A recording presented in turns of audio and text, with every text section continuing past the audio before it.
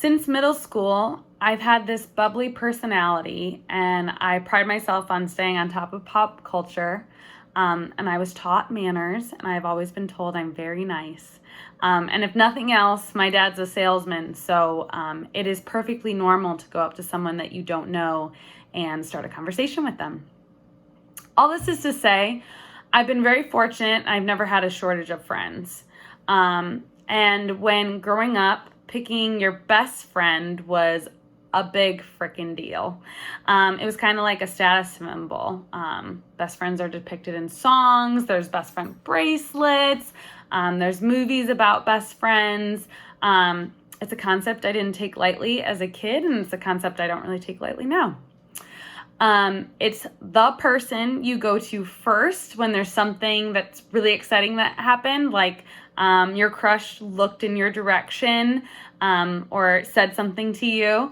It's when you get that promotion or score that goal. That's the person that you're sharing that news with. When you adopt a puppy, which I wish I could say happens to me more often, but they require food and resources and time and all that good stuff. So that tends to complicate things.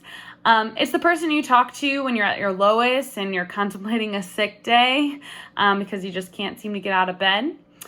It's the person you call when you said something stupid or you feel like you really screwed up.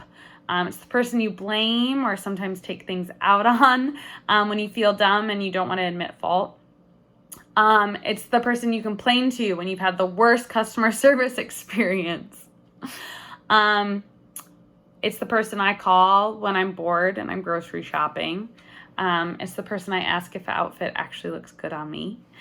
It's the person you tell personal stuff to, like if you're coming out and sharing that you're bisexual. It's the person that, I know, gross, that won't mind when you mute yourself and you hear them talking when you have to use the restroom. It's your maid of honor. In my instance, it's the person you visit or go with when you really need a vacation. It's that person. And sometimes for people, it's more than one person.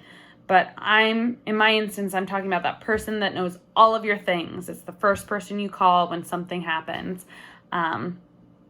They know all the stuff. God love them. And I met my person after college. I'd like to say after I grew up for the most part, and had the time and space to realize what's important to me. And I realized that I had met my best friend when I was writing a note.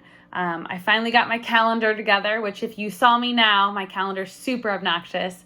But I have like all my friends' birthdays on there, and I write thank you notes without being asked and told to do that by my parents. And I write Mother's Day cards each year. And I was writing a Mother's Day card in my mid-20s, and it hit me. And to quote Shawn Mendes and Ray LaMontagne and Iron Man, it's always been you, and it's always been my mom. She's my hero and my best friend, and she inspires me to be the best version of myself every day.